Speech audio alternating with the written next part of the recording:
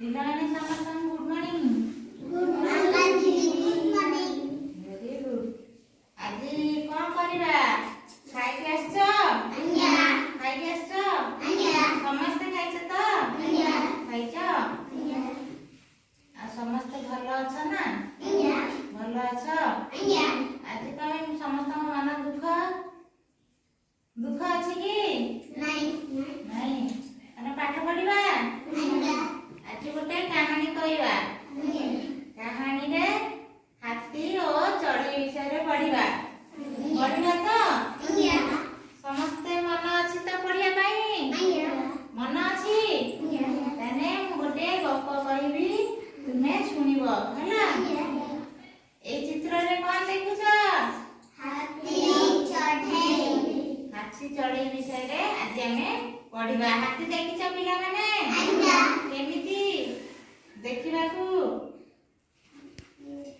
କେମିତି ରଙ୍ଗ? ହାତୀର ରଙ୍ଗ କଣ? Very good.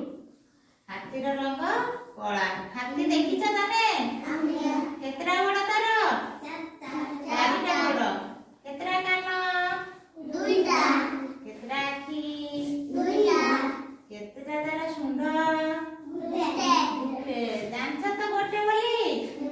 ଜାଣିଛ ତମେ? Very good. ଆମେ ଗପ ପଢିବା।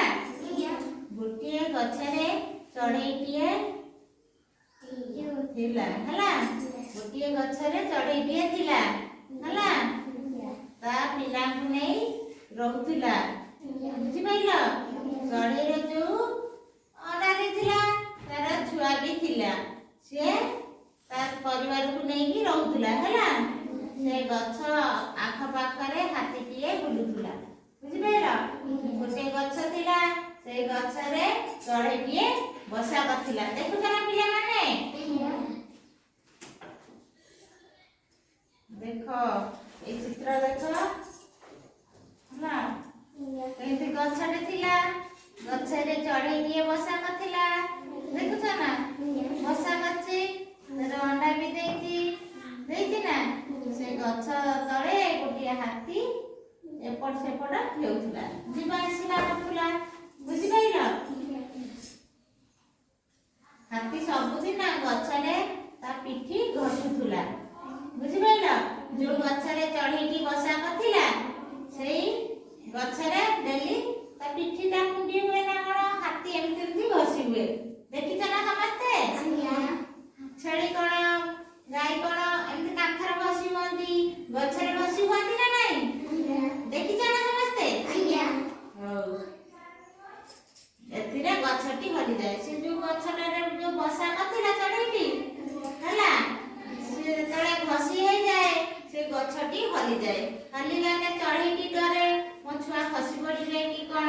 ଦେଖୁଛ ପିଲାମାନେ ଚଢ଼େଇ କେମିତି ବସା କରିଛି? ଦେଖୁଛ ନା ସମସ୍ତେ? ମାନେ ଗଛ ଦୋହଲୁଥିବାରୁ ଚଢ଼େଇ ମାନେ ଅସୁବିଧାରେ ପଡୁଥିଲେ ହେଲା। ଯେତେବେଳେ ଗଛଟି ହଲିଯାଏ ସେତେବେଳେ କଣ କରନ୍ତି? ଚଢ଼େଇ ମାନେ କାଳେ ଖସି ପଡ଼ିବେ, ସେ ସେଥିପାଇଁ ଡରନ୍ତି ହେଲା। ଛୁଆମାନେ ଗଛରେ ଖସି ପଡ଼ିବେ ବୋଲି ଡର ଲାଗୁଥିଲା ହେଲା। ଚଢ଼େଇ ଉପାୟ ଖୋଜିଲା।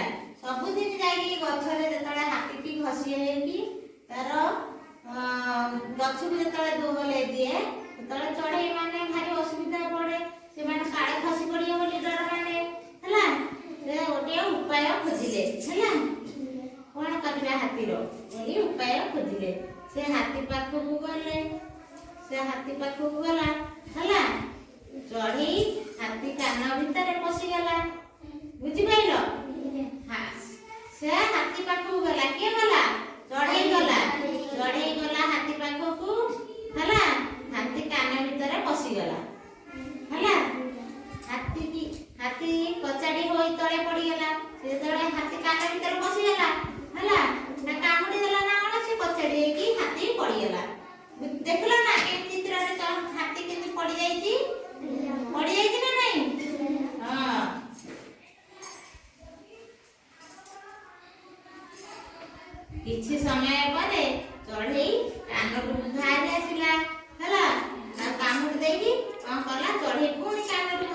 ବସିଲା ହେଲା।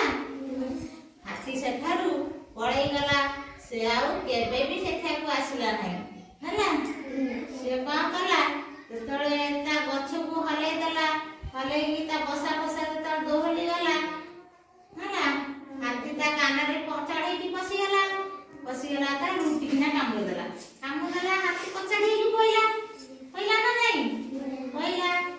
ହାତୀ ସେଠାରୁ ପଳେଇ ଗଲା ହେଲା। ଯେତେବେଳେ କାନରୁ ସେ ଚଢ଼େଇକି ବାହାରି ଯାଇଛି, ସେତେବେଳେ ହାତୀ କଣ କଲା, ଗୁଦୁରେଇକି ଧାଇଁକି ପଳେଇଲା କଷିକି ଦୌଡ଼ି ହେଲା। ସେ ଆଉ ସେ ପାଖକୁ ଆସିଲା ନାହିଁ ହେଲା। ତମେ ଏଇ ଚିତ୍ରଟି ଦେଖ, କଣ ଏଇ ଚିତ୍ରଟିର